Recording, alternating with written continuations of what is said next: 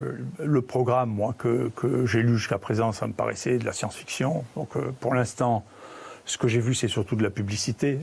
Je n'ai pas vu d'article scientifique. J'attends de voir des vraies données.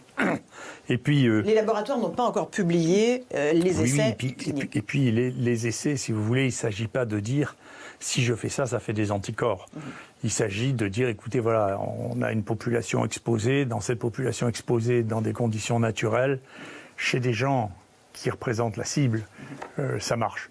Et ça, on verra. Mais si vous voulez, les vaccins, y compris extrêmement utilisés, comme celui de la grippe, si vous voulez, on sait qu'en réalité, la cible réagit assez mal au vaccin parce que l'immunité va en se dégradant.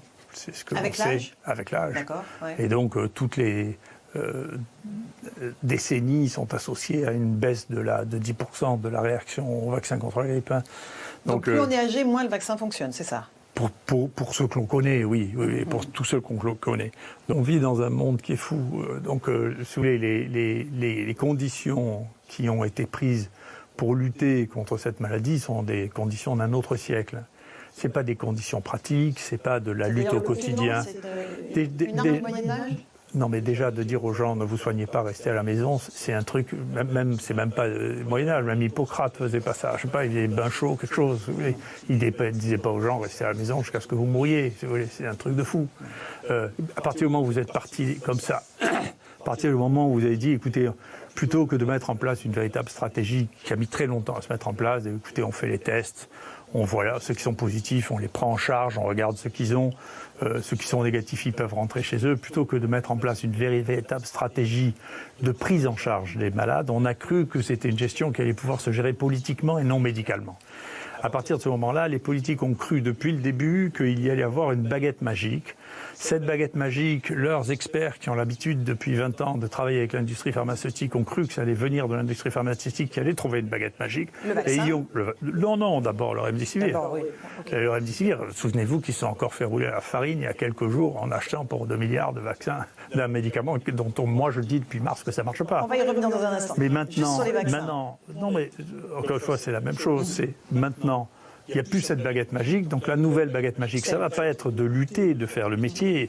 Ça, pour résoudre les combats, il faut se battre à la vietnamienne. Il ne faut pas se battre comme Napoléon III. Voyez, on a une défaite et tout s'écroule. C'est comme les Vietnamiens, on gagne maison par maison, patient par patient. Voyez, c'est comme ça qu'il faut se battre. C'est la guérilla qu'il faut faire. Pour l'instant, je n'ai pas beaucoup de respect pour la stratégie qui a été mise en place. Donc, je peux vous dire que franchement, j'ai mes amis africains, dont un des collègues a osé porter des paroles insultantes, qui sont la plus grande star, moi, que je connais au monde de lutte contre les épidémies, c'est Muyembe.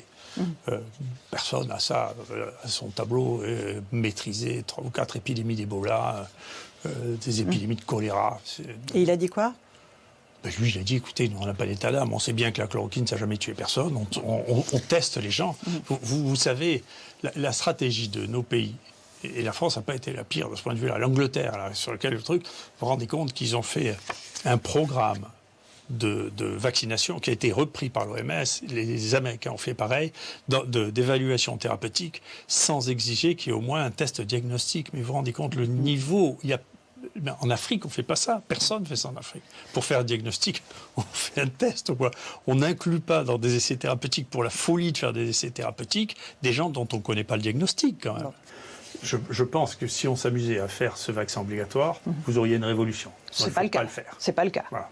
Heureusement, je pense que c'est le président Macron qui a arrêté ça. Donc il ne faut pas le faire. Il ne faut pas le faire parce que là, on aurait une révolution. C'est quelque chose dont on ne sait pas si c'est dangereux, on ne sait pas si ça marche, et on rend ça obligatoire. Alors ça, c'est vraiment de la folie. Après, le risque, il y a 2 choses dans le vaccin. Il y a la protection individuelle, le risque individuel que théoriquement on aurait le droit de prendre, mais que dans ce pays on n'a plus le droit de prendre non plus. Quand on vous empêche de prendre les médicaments que vous avez envie de prendre, c'est quand même que vous n'avez plus le droit de décider de ce que vous faites.